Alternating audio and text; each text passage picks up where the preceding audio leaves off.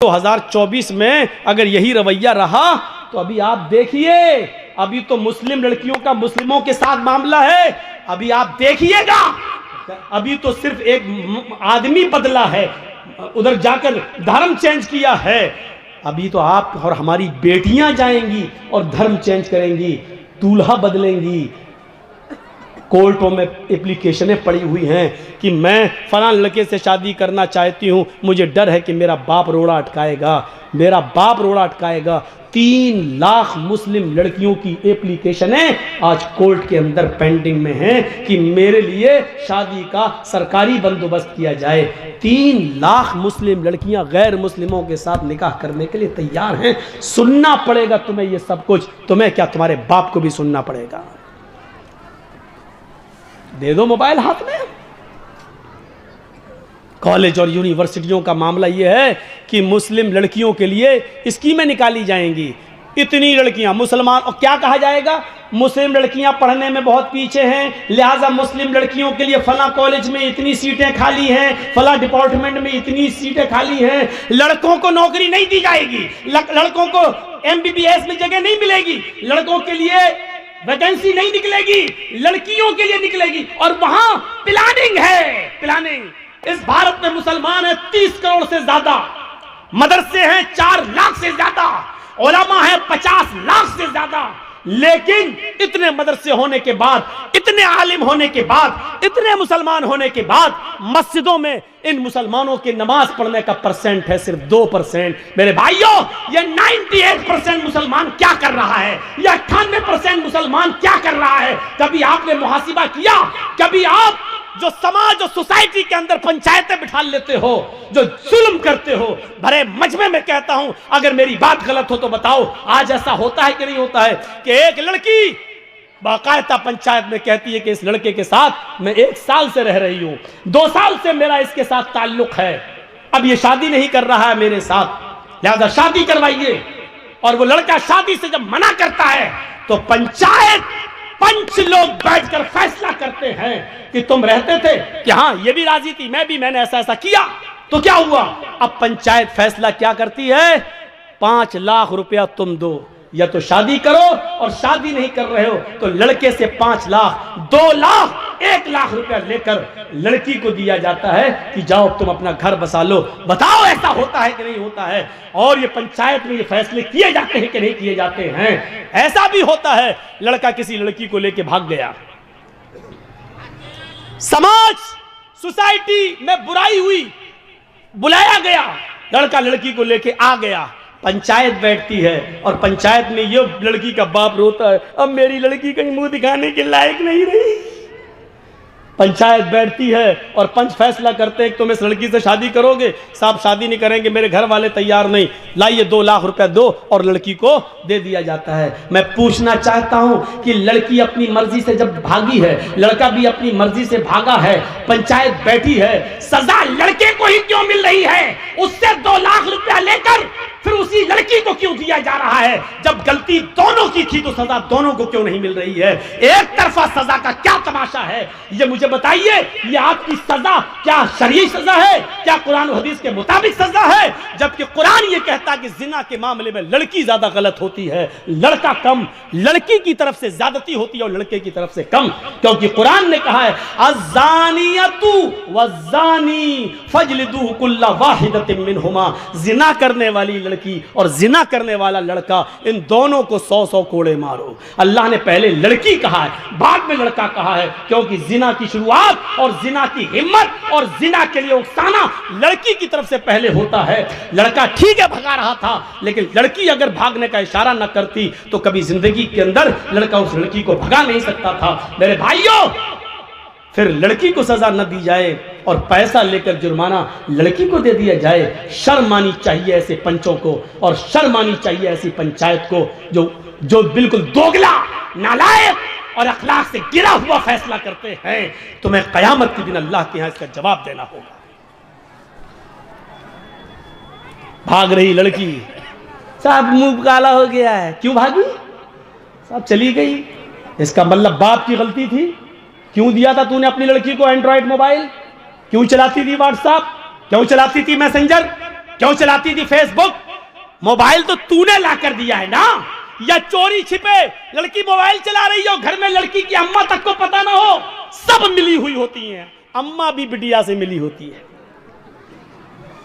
इस मौके पर वो सीरियल याद आता है, बेटी भी कभी मां भी कभी बेटी थी। हम सास भी कभी बहू नहीं कहेंगे। आज बेटी जो कर रही है, मां जानती है कि बेटी क्या कर रही है, क्यों? मां भी कभी किसी की बेटी थी। सर्दियों के लिए तो लड़कियां दुआ मांगती, अल्लाह जल्दी सर्दियां आए। क्यों मालूम है क्यों? क्योंकि गर्मियों में मोबाइल नहीं चला पाती हैं, सर्दियों में कंबल डाला, अंदर अंदर चल रहे हैं, अंदर सर्दियों की दुआएं मांगी जाती हैं। ऐसी लड़कियां भागेंगी नहीं तो और क्या होगा? अभी तुम सोच रहे हो कि मौलाना क्या करें? अल्लाह का शुक्र अदा कीजिए कि आप इस्लाम से जुड़े हुए हैं, और इस चीज की कद्र कीजिए, और याद रखिए ये किरामन कातिबीन हमारे एक एक हरकत को लिख रहे हैं और नोट कर रहे हैं। हमें और आपको सबको इसका हिसाब किताब देना है। अल्लाह रब्बुल आलमीन के यहाँ रिकॉर्ड हो रहा है, हमारा सब कुछ रिकॉर्ड हो रहा है। और इसके बाद एक चीज और बताना चाहता हूं मैं आपको। मैं कह ये रहा था कि हिसाब कितना किया है। बेटा सही बन रही वीडियो, घबराओ नहीं, तुम्हारे चैनल में आज 80,000 रुपये आएगा इस महीने का। इसको अभी पूछो मैं क्या कह रहा था तो नहीं मालूम है इसको, लेकिन ये देखने आया कि सही बन रही कि नहीं वीडियो। इतना डांटने के बाद भी हरामी पना देखिए आप, और सुअर पना देखिए। ये हाल है इनका। सोचिए आप, मुझे आदत पे आना पड़ रहा है। मैं सोच रहा था उम्र बढ़ गई, अब अपने अंदर संजीदगी लाओ, लेकिन आप लोगों ने लाने नहीं दिया। अभी भी देख रहा सही बन रही कि नहीं बन रही है। शर्म आनी चाहिए, शर्म। तो मेरे भाइयों, मैं कह यही रहा था कि हमें और आपको एक एहसास पैदा होना चाहिए। 4 लाख मदरसे, यहां से मेरी बात कट हुई थी। परसेंट कितना? 2%। उलमा 50 लाख, मुसलमान 30 करोड़। हैसियत क्या? परसेंटेज कितने नमाजी 2। 98% क्या कर रहे हैं? सोचिए, 98% क्या कर रहे हैं? गुस्सा जिद्दों को आता है, मुर्दों को नहीं। आपको गुस्सा आना चाहिए। मैं नहीं कहता हूं गुस्सा नहीं आए, मुझे गुस्सा आ रहा है ना, गुस्से को पालो, गुस्से को परवान चढ़ाओ। गुस्सा जिंदों को आता है, मुर्दों को नहीं। लेकिन ये गुस्सा आपको इसके ऊपर नहीं आना चाहिए जिसने धर्म परिवर्तन कर लिया। गुस्सा आपके इसके ऊपर नहीं आना चाहिए कि ऐसा हो रहा है वैसा हो रहा है ना, नहीं। गुस्सा इस बात पे आना चाहिए कि आपकी बीवी ने सुबह फजर की नमाज पढ़ी या नहीं पढ़ी है। नहीं पढ़ी है तो गुस्सा आना चाहिए। आपका बेटा 10 साल से बड़ा है, नमाज पढ़ने नहीं गया, बिस्तर पे सो रहा है, आपको गुस्सा आना चाहिए। नमाज क्यों नहीं पढ़ी?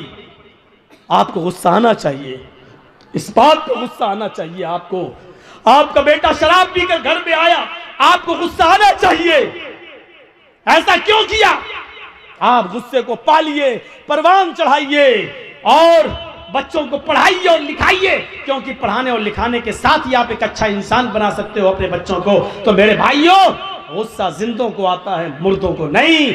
आप गुस्सा, लेकिन गुस्सा जहां आना चाहिए वहां आपको आना चाहिए, हर जगह गुस्सा नहीं। मुझे जायज बात पे गुस्सा आया, यहां गुस्सा आना चाहिए। आपको भी जायज बातों पे गुस्सा आना चाहिए। अल्लाह के रसूल को भी गुस्सा आता था, और गुस्से का तो हाल ये था कि अल्लाह के नबी के जब गुस्सा आता था तो हत्ता मर्रत आईना, आपकी दोनों आंखें सुर्ख हो जाया करती थी। सहाबा कहते हैं अल्लाह के रसूल को जब गुस्सा आता था तो ऐसा लगता था जैसे अनार का जूस किसी ने मोहम्मद रसूलुल्लाह की आंखों में डाल दिया है, इतनी लाल हो जाती थी आंखें। हजरत उमर ने हिसाब दिया, आप भी हिसाब देना सीखिए। और याद रखिए, कुरान की आयत है, वमन अअरज़ अन ज़िक्री फ़इन्न लहू मईशतन ज़नका। आज हम दौड़ रहे हैं 2 रोटी मिल जाए, और 2 रोटी के लिए हम क्या क्या कर रहे हैं? सोचिए, समंदर में एक विहील मछली है, विहील मछली समंदर में 40 टन गोश्त खाती है। एक दिन में 40 टन मछलियों को, 40 टन। आप सोचते जाइए, 40 किलो का एक मन होता है, हैं? और 100 किलो का एक कुंटल होता है। 10 कुंटल का 1 टन होता है, 40 टन गोश्त खाती है। मेरा रब उस मछली को भी भूखा नहीं सोने देता है जो एक दिन में 40 टन गोश्त खाती है। आए 2 रोटी खाने वाले, आए 2 मुट्ठी चावल खाने वाले, तू इतना परेशान क्यों है? तू इस 2 रोटी को कमाने के लिए किसी को धोखा दे रहा है, किसी के साथ गद्दारी कर रहा है। अपनी दुकान खोले बैठा है, मोबाइल का मैकेनिक है, किसी ने मोबाइल संभालने के लिए तुझे दिया, तुझे मालूम है कि 100 रुपए की लागत में ये मोबाइल संभल जाएगा, लेकिन तूने उससे 1000 मांग लिए। इसकी आईसी बिगड़ गई, इसकी ये बिगड़ गई, उसकी वो बिगड़ गई, ये चेंज करना पड़ेगा, वो चेंज करना पड़ेगा। हिसाब किताब जोड़ के आपने 1000 बता दिया और मामला 800 पे डन हो गया। ठीक है।